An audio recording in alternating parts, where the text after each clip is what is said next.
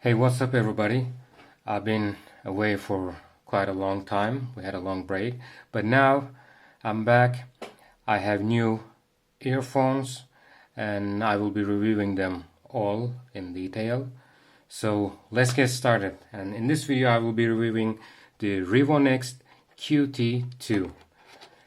So it's a triple driver in-ear earphone, and it has two dynamic drivers plus one balanced armature. So let's get started with the content, with the box. Here you go.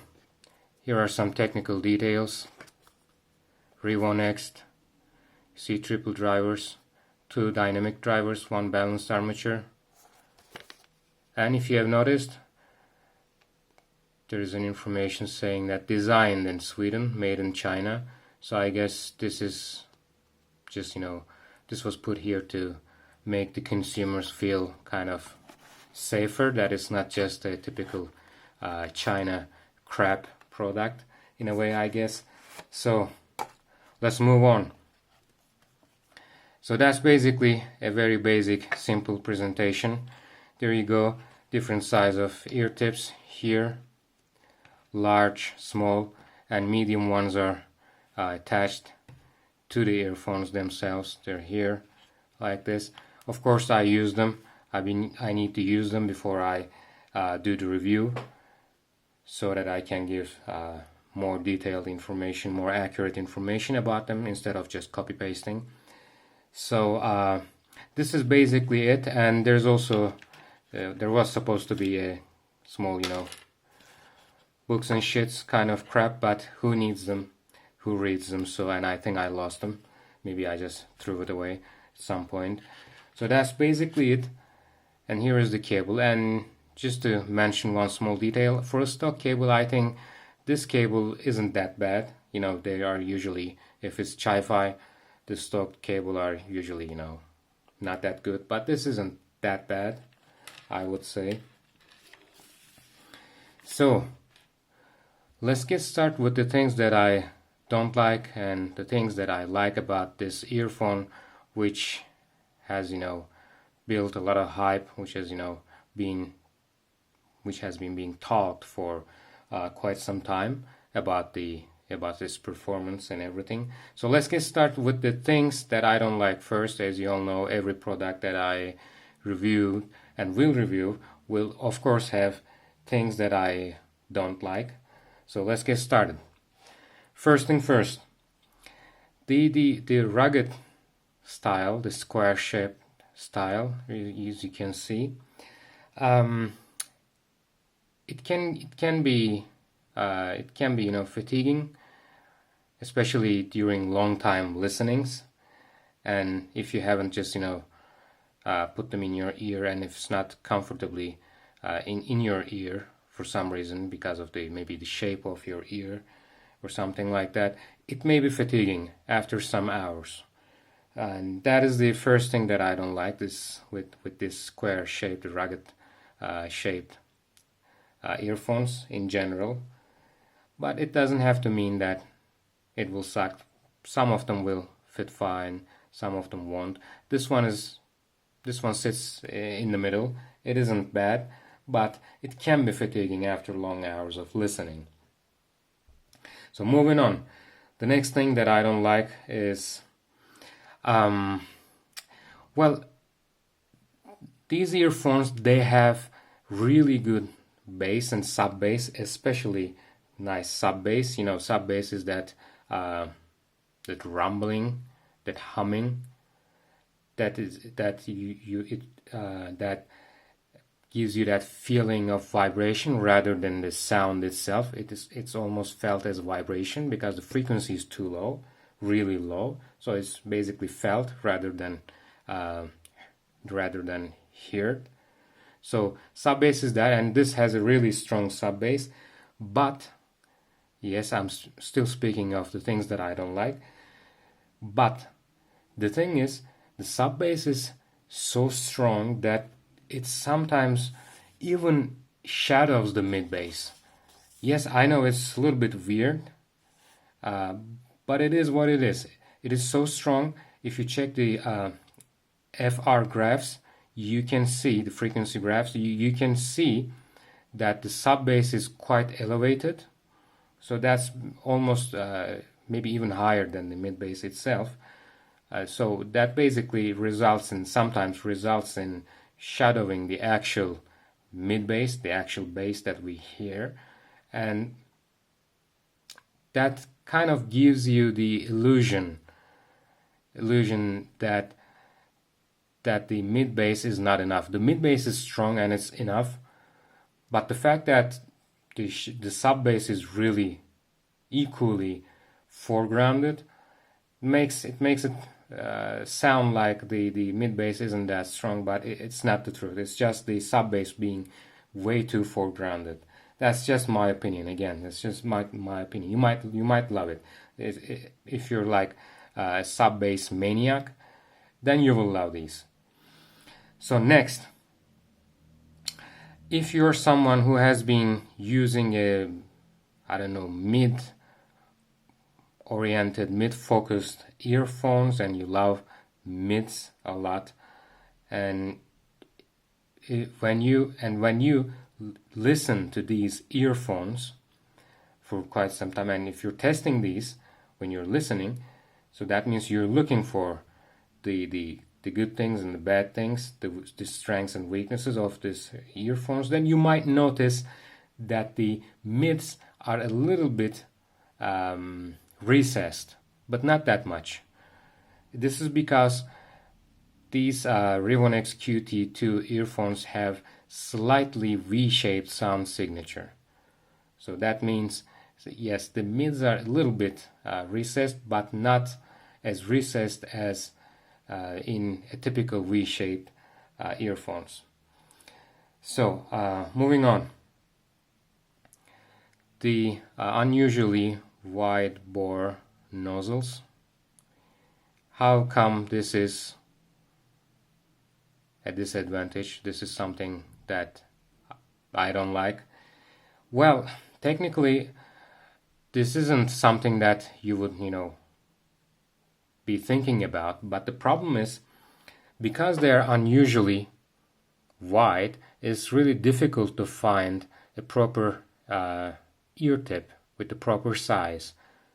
That makes it a real problem, because with these Chi-Fis, with these budget earphones, the stock ear tips that come with the product, they're usually not that good. They just, they don't do justice to these earphones. It's mostly because of the budget issues that the manufacturers have to consider as they make these earphones. They usually spend almost all the budget in the earphone, and then they usually end up having all the other accessories crap, such as the stock cables, ear tips. They usually suck in a typical budget earphone. So I'm not saying they actually really suck, they're terrible, but there are of course better alternatives to these stock ear tips. So again, I'm getting back to what I was saying. When this is the case, these unusual sized nozzles can be a problem, because that means you will have fewer options to find proper ear tips. And again, so that this is not a good thing. But that was all the things that I did not like about these earphones. So let's get to the things that I do like. And there are a few things that I actually like about these earphones. So first thing first, it has a really nice detailed sound. The sound is really very well textured, and the depth is also very detailed, very good. And this is, I believe, because of this elevated sub-bass factor, I believe these earphones are ideal for those who love listening electronic music. You will probably love these earphones because they're not extremely V-shaped. You can still use them with various types and everything, and yet the bass is strong with these one, plus the sub bass also quite strong, maybe even stronger to my ears. That's also making it quite more enjoyable for listening to electronic music. And it's a strange and quite maybe pleasing experience to hear or feel that rumbling and that humming of the sub bass. Yes, I know it sounds weird to say. Yeah, it's a different thing to experience the vibration, or so to speak. But yeah, actually, it can be quite pleasing and different experience, because not many earphones, especially the budget earphones, have this kind of detail, especially when it comes to sub bass. This is so, in that sense, it's a really a different experience. And the other thing that I do like is the material, the build quality. Look, metal housing, quite nice. The screws and everything really has this rugged style. And one thing that I need to mention, speaking of the build quality, is here about the pins, the connection point. If you notice, the port, the slot is a little bit deep down inside the shell, which is, I don't know how to say, but that is absolutely important, more important than you might think in your daily life. Why? Let me show you. Not this one. This one. Yeah. Look, because these are 0.78 millimeters, they're really thin and they're fragile and everything. And in your daily use, the chances are it can break easily, especially if the connection, if the pins are a little bit exposed. But here they're extremely well covered. Look, let me try to show you. This way they will not break. Well, they can still break, but they will be more resistant. Here you see, I'm pulling it a little bit, and still the pins are not exposed. It's still the plastic, the cover. I keep pulling, and then now we see it. So that means it will be a lot more difficult for them to break when you listen, when you use them. So that will basically contribute to their overall life for, I don't know, a significant amount. That's really important, and I hope all the manufacturers, all the earphone manufacturers, will take this as an example and try to do it like this, especially with the 2-pin connection types. This is really important, and this is a good thing, one of the best things that I do like about this particular earphones. And the next thing that I do like is the bass. Of course, I talked a lot about the bass, especially the sub bass. Unless you're some sort of a crazy bass head, not even like a typical bass head, but the crazy ones who don't really care anything about the bass, and even not even about the bass quality itself, but just the bass, just the strength of the bass and nothing else. Well, unless you're one of those, you will like it, because the bass is really good, quite punchy with these, and the sub bass is really very interesting to listen to. So you will love these. It will be a good experience, a listening experience for you.